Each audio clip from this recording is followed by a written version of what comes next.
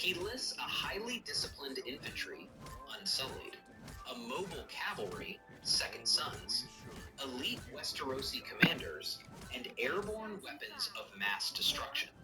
Cersei's reaction? Boy, burst Baby and dragons. She shrinks the threat to protect her own ego. Larger every year, Your Grace. Mormont is spying on her for us. No longer he appears to be fully devoted to her. As for Sir Barristan, it would seem he took his dismissal from the King's Guard a bit harder than anticipated. Varys gently corrects the Queen. Pycelle attempts to offer a silver lining by mentioning Jorah Mormont's espionage, but Varys shuts it down. In the books and the show, Varys knows Jorah stopped sending letters long ago.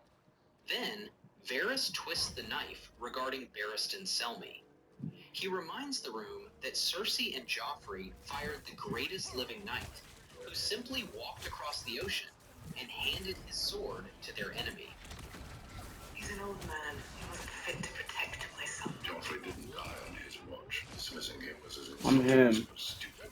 Tell me you're worried about a child halfway across the world. Thor This is him. normalcy bias. Put his dick in your mouth. Normalcy bias We need is a this. cognitive psychological bias that leads That's the people only to way he can get through the disbelieve night, or please. minimize threat warnings You thought you were gonna because get they away, have didn't you? never experienced that specific disaster before. You thought you were gonna get Cersei away, is didn't suffering you, from faggot? terminal normalcy bias. She has spent her life You inside thought the you Red can have Keep. raging She cowboy cannot butt process sex in the your idea life. of a teenage girl overthrowing her. Tywin eviscerates her logic. He points out the historical fact. Joffrey died after Barristan left. Tywin calls her action stupid in front of the entire council, stripping her of her royal dignity.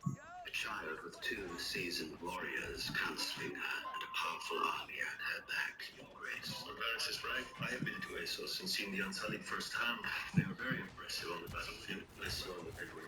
Varys tries to anchor Cersei back to reality by reiterating the military stats, but Oberyn jumps in.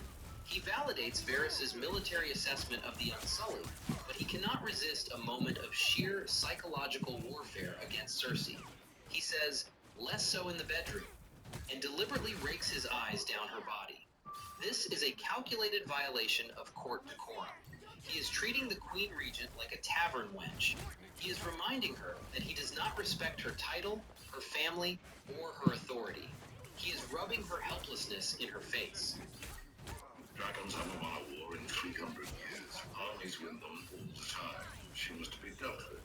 How, my lord? By force? Eventually there comes to that. The little birds find their way into Mary. Tywin brings the room back to a state of cold calculation. Dragons haven't won a war in years. He dismisses the magic and focuses on the logistics. Pycelle, lacking any strategic imagination, assumes they must send a fleet. Tywin realizes that sending a Westerosi army to Essos is logistical suicide. He pivots to covert operations. He asks Varys if his spy network penetrates Marine. Most certainly, my lord Hand. Lord Tyrell, you're a good man. Fetch my quill and paper. This is the ultimate power move of the entire episode. Tywin confirms the spy network is active. And then, he turns to Mace Tyrell, the Lord Paramount of the Reach, the Warden of the South, the man funding the crown, and tells him to fetch a pen. He treats the most powerful lord in the room like an intern. Mace complies because he suffers from status dysphoria. He is desperate to feel included by Tywin, so he happily accepts degradation just to be part of the process. Tywin doesn't need an army to destroy Daenerys Targaryen. He just needs a quill. What exactly did Tywin write with that quill? He didn't write an assassination order. He wrote a royal pardon for Jorah Mormont. Coolio, I'm He the signed fucking it, goat, sealed it nigga. with the hand seal, and had Varys' spies deliver it directly Bitch to ass Barristan nigga. Selmy and Marine. Tywin Might knew be the he couldn't kill fucking, Daenerys might from do across it the to ocean, you, nigga.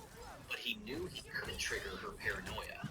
By ensuring Barristan found proof of Jorah's early espionage, Tywin Oh my forced Daenerys god. to Oh exile my her god. I'm the most trusted goat. advisor. My mama With a knows. few strokes of a pen, Tywin Lannister reached across the world and amputated the Mother of I Dragons' copped right another hand. chop this It cost bitch him 0 Geronimo. men, 0 soldiers, and 0 risk. That is the difference between playing the Game of Thrones and mastering it.